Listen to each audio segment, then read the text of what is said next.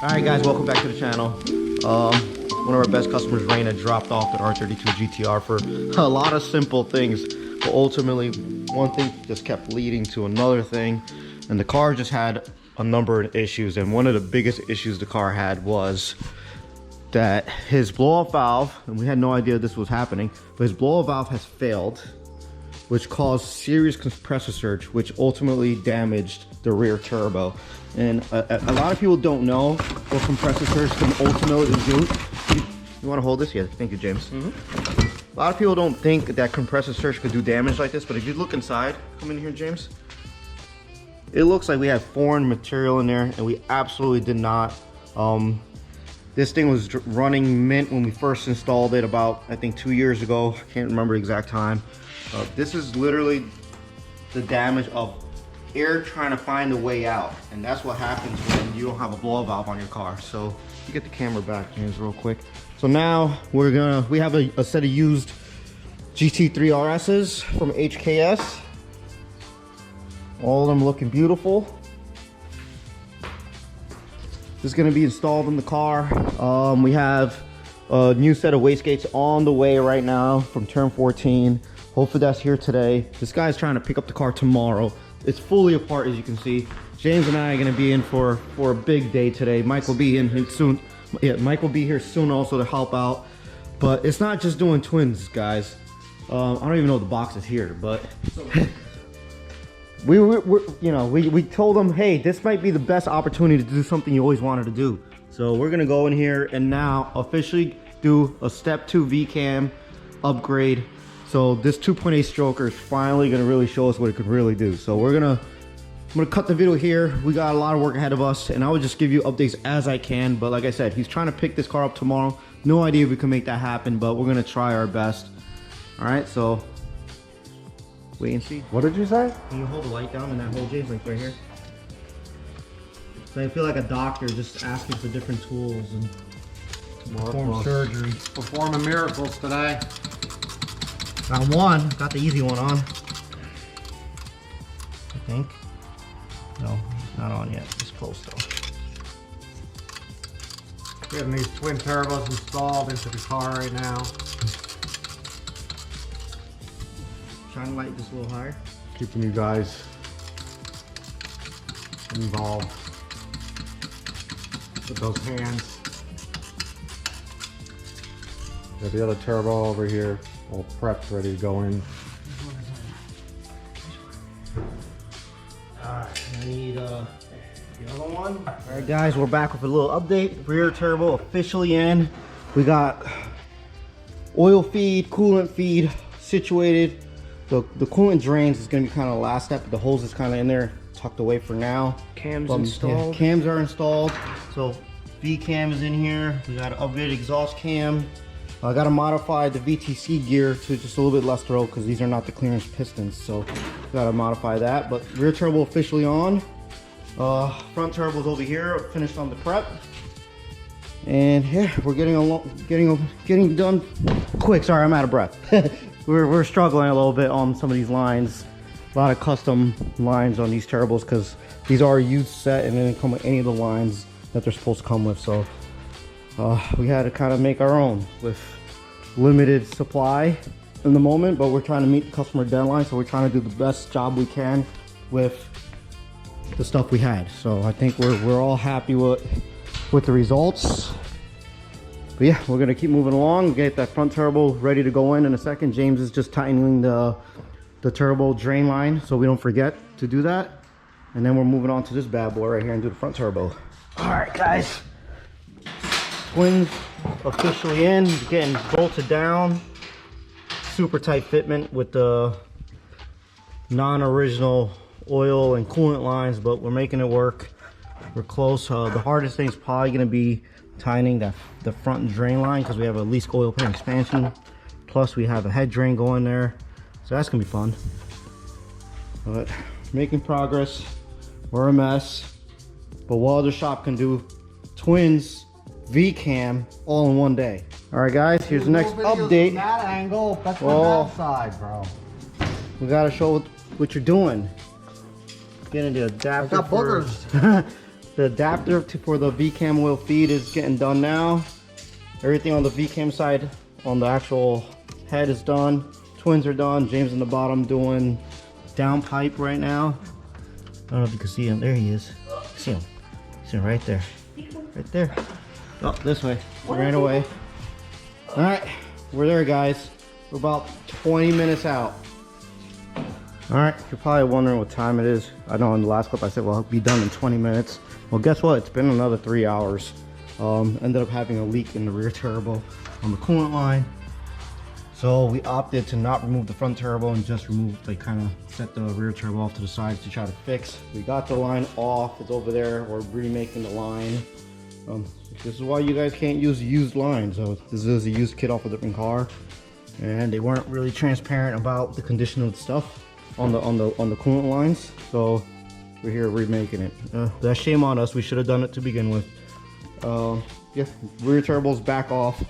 I'm gonna make the line real quick, then throw the line back together. Put the rear turbo back in. It wasn't a huge setback, but half of the setback was kind of, you know, some of the time was just isolating the where the leak was even coming from. We didn't want to like just pull it all apart and guess. So we were, you know, so a whole bunch of shit on top of shit on the twin turbo setup, unfortunately. So it was just hard to find, but we found it, figured it out, and now we're gonna move forward.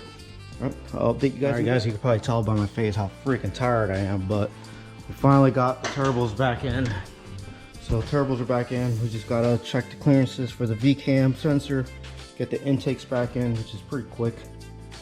Have coolant back in the system. There's hopefully no more leaks. Hopefully no oil leaks when we fire that side of the system up. The oil lines, all that is brand new. We did that, so if that leaks, that'll be on us. But yeah, we're there. The customer's supposed to be picking up the car sometime tomorrow, hopefully. We'll see. It's already, what time is it, Mike?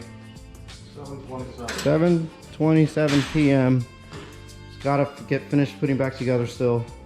Get tuned, and hopefully customers come pick up tomorrow. Keep you guys posted. All right, guys, we've done it. We're fully assembled. There's plenty of clearance there. We'll just see if we're gonna be tight enough to register a signal. So we're gonna go ahead and try to fire her up and see how it goes, and check for leaks and see what kind of adjustments we gotta make. Holy smokes, guys, we've done it. Fired her up. Sorry, I'm all up in the camera. I'm not even really focused on putting the camera. I'm sorry about that, but we're running. Looks like we have no leaks currently, so hopefully it stays that way. VCAM actually calibrated, so I'm happy the measurements actually worked out. We're smoking up a storm from the old coolant that was leaking, but we're there. We just got to do the timing light. We're just letting it warm up because the battery is almost dead. So once it gets up to heat, we'll hook up a timing light, set our base timing, and we're just gonna get into it and start getting this thing tuned so we can get home. So freaking awesome, super exciting. All right, guys, I'll give you some footage of some tuning as soon as we get it warmed up and do everything we just spoke about. All right, guys, we're back after a nice rainy weekend. Yeah, remember when I said the oil lines weren't gonna be an issue? Well, they were. So we took it all apart again. I saved you guys from any of that footage. We're all the way back together, and we're ready to test again to see if we have any leaks. Hopefully this is the last time. Everything, look, we double checked everything, it all looks good. So we're about to fire her up. As long as there's no leaks, we're ready to jump back into the tuning side of things and see what this thing could do. So upgrades are GT3 RS turbos from HKS and HKS Step 2 VCAM. So good upgrades compared to what I had before. And this is a fully built 2.8 stroker done by us using the HKS stroker kit. She's been idling for about 2 minutes. We're looking pretty good down here right now. She's not fully up to temp yet, but I guess third time's the charm, guys.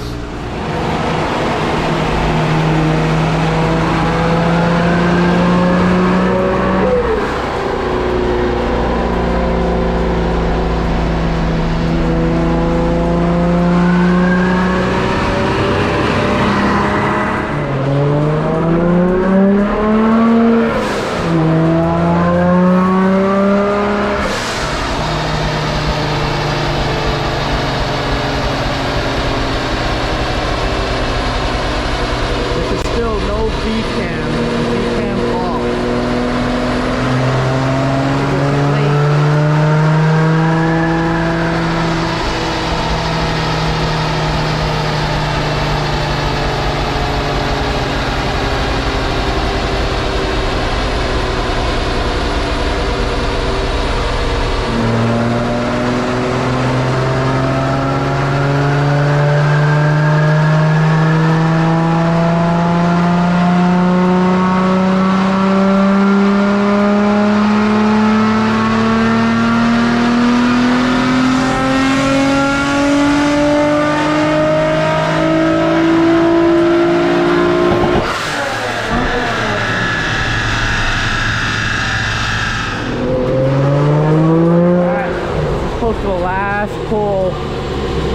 put V cam off still, so this will be the last one. I think the targeting only 1.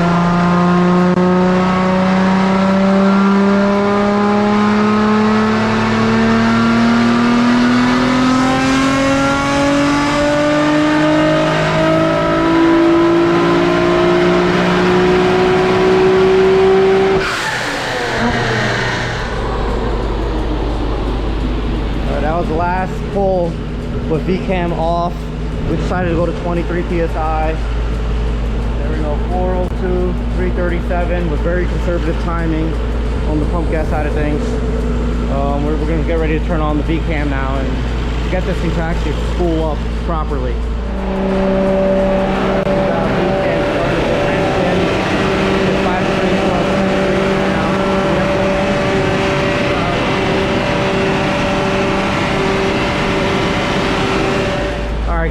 We hit the boost cut because obviously we're ramping in boost so much quicker, so we got to make boost controller changes. But here's the difference between V-cam on and off. So red is obviously off, blue is on. We're talking about major gains. This is exactly why you want V-cam, guys. Can't live without that. All right, guys, we're here back in the next day.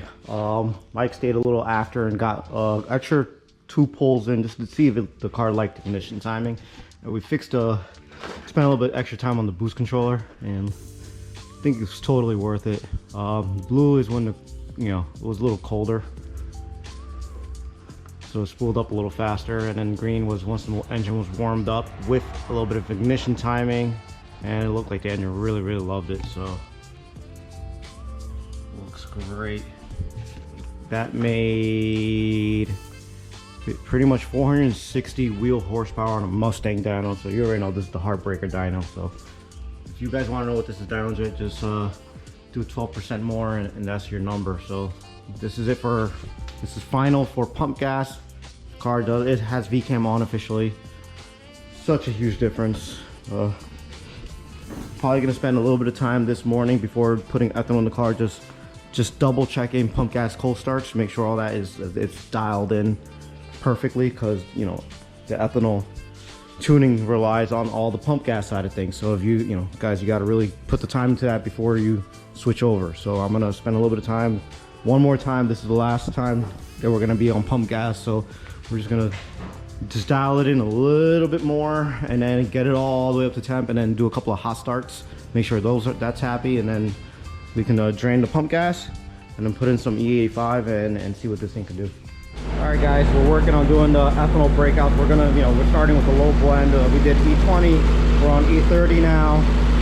We're not doing like recording the pulls, it's just to make sure the blend is there. But E30, I think we're doing a full ripper right now, and see if they can get that dialed in. All right, we're exactly at E30 right now. I'm gonna get off the dyno. And we're gonna do a test hit, make sure the fueling is